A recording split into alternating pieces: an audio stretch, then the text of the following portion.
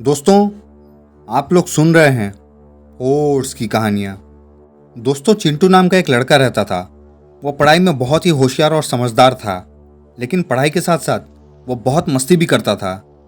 गर्मी की छुट्टी लग चुकी थी। वह घर में बहुत शरारत करता था। वो अपनी छोटी बहन को बहुत परेशान करता था। उसके मम्मी पापा के लाख समझाने के बावजूद भी वह मस्ती करना बंद नहीं करता था। फिर चिंटू गर्मियों की छुट्टी बिताने के लिए अपनी नानी के घर जाने का प्लान बनाता है। चिंटू को शहर की भीड़भाड़ और तंग गलियों से गांव की हरियाली खुलापन ज़्यादा पसंद था। फिर एक दिन चिंटू अपनी नानी के घर यानी ननिहाल पहुंच गया।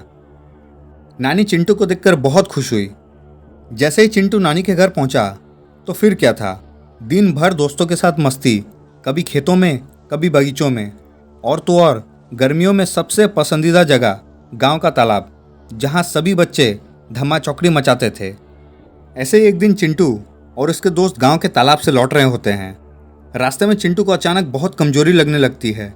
साथ ही साथ उसका सर भी बहुत भारी हो जाता है और वो अजीब सा महसूस करने लगता है। चिंटू को लगा कि शायद आज कुछ ज़्यादा ही मस्ती हो गई, जिससे उसे इतनी थकान हो रही है। वह हमेशा की तरह घर पहुंचा और अपने नाना नानी को दिन भर की बातें बताने लगा। अब तक शाम हो चुकी थी, मगर चिंटू का सर दर्द अब और बढ़ने लगा था। साथ ही उसे बुखार भी होने लगा था। उसके नाना जी ने उसे दवा दी और गुस्से से कहा, कल तुम कहीं भी खेलने कूदने नहीं जाओगे। देखो क्या हालत हो गई है तुम्हारी। इतना भी ज़्यादा मस्ती करना ठीक नहीं। अब सो जाओ, सुबह तक ठीक हो जाओगे। अपनी नाना की यह बातें सुनकर चिंटू सो गया। चिंटू अपने साथ में अपने दोस्त डॉगी को भी सुलाता था। देर रात अचानक ही डॉगी जोर जोर से भौंकने लगता है। डॉगी चिंटू के पास ही सोया था, तो उसकी आवाज़ सुनकर चिंटू उठ जाता है। चिंटू देखता है कि डॉगी एक आदमी पर भौंक रहा है। नींद में होने के कारण पहले तो वह चिंटू को एक आदमी ही नजर आता है। फिर जब वह उसे ध्यान से देखता है तो उसके चेहरे का रंग उड़ जाता है, क्योंकि वह कोई इंसान नहीं बल्कि एक प्रेत था, जो कि जमीन से कुछ ऊपर हवा में खड़ा था। उस प्रेत के बड़े बड़े दांत, लंबे लंबे नाखून और खून से लथपथ चेहरा था। वह प्रेत चिंटू को अपनी ओर बुलाने का इशारा भी कर रहा था। यह सब देखकर चिंटू एकदम से सहम गया। चिंटू कुछ भी नहीं बोल पा रहा था। वो अपनी जगह से हिल भी नहीं पा रहा था कि तभी डॉगी के लगातार भौंकने की आवाज़ सुनकर उसके नाना नानी भी जग जाते हैं। जब उसके नाना जी चिंटू के पास पहुंचे तो देखा कि चिंटू बहुत ही घबराया हुआ है और डर के मारे कांप रहा है। जब नाना जी ने उसे हाथ लगाया तो पाया कि उसका शरीर एकदम से ठंडा पड़ गया है। नाना जी ने सबसे पहले चिंटू को पानी पिलाया और कुछ देर तक अपना हाथ उसके सर पर ही रखा। चिंटू कुछ भी नहीं बोल पा रहा था। वह एकदम से मूर्ति की तरह हो गया था। फिर जब चिंटू ठीक हुआ तो उसके नाना ने पूछा, क्या हुआ चिंटू, इतने डरे हो और घबराए हुए क्यों हो, और ये डॉगी क्यों भौंक रहा है? बताओ मुझे क्या हुआ है। तुम्हें डरने की कोई ज़रूरत नहीं है।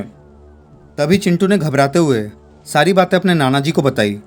फिर अगले ही दिन चिंटू को गांव के ओझा के पास ले जाया गया, जहां ओझा ने बताया कि कल जब चिंटू तालाब से दोस्तों के साथ खेलकर लौट रहा था, तब उसने वहीं रास्ते में एक जगह पेशाब किया जहां किसी की चिता जलाई गई थी, जिस वजह से उस व्यक्ति की आत्मा का अपमान हुआ था। इसलिए वह इसके पीछे पड़ गया है। यह सुनकर सभी दंग रह गए। चिंटू के नाना ने विनती करते हुए कहा, आप ही इस समस्या का समाधान करें। तभी उन्होंने एक अभिमंत्रित ताबीज़ देते हुए कहा, यह ताबीज़ धारण कर लो और फिलहाल कुछ दिनों के लिए यहाँ से चले जाओ। कुछ दिन बाद सब ठीक हो जाएगा। चिंटू ने ताबीज़ धारण कर लिया और साथ ही शाम की गाड़ी से अपने घर भी लौट आया। दोस्तों, यह खौफनाक कहानी यहीं पर समाप्त होती है। दोस्तों कहते हैं कि अगर हमें अनजानी जगह पर पेशाब आ जाए तो पेशाब करने से पहले खांसना चाहिए, ताकि अगर कोई अदृश्य शक्ति वहाँ मौजूद हो तो वहाँ से दूर हट जाए। दोस्तों, अगर यह छोटी सी कहानी आप लोगों को पसंद आई तो चैनल को लाइक, शेयर, सब्सक्राइब जरूर करें और बेल आइकन को दबाने के साथ साथ ऑल पर भी क्लिक कर लें, ताकि और भी डरावनी और मज़ेदार कहानियाँ आप लोगों तक पहुँचती रहे।